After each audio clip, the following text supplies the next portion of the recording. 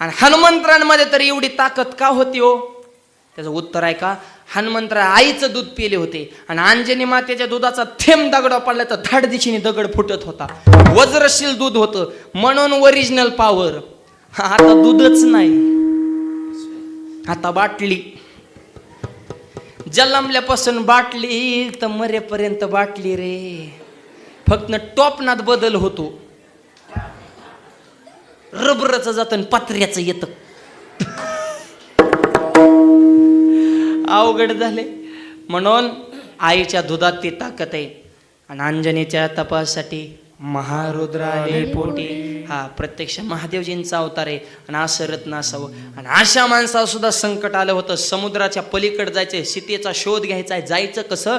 100 योजनाचा समुद्र पार करायचा आहे. पण हनुमंताने फक्त डोळे झाकून 1008वा हरीचं स्मरण केलं तर 100 योजनाचा समुद्र तर पार केलाच केला. पण त्याच्या पुढचं ऐका बरं का, माणसं दुसऱ्याच्या गावात गेल्यावर डिरिंग करीत नाहीत, गप्प बसत्यात. शॅलिंग हानीत नाहीत, नको रे गाव दुसऱ्याचं गप्प बसत्यात.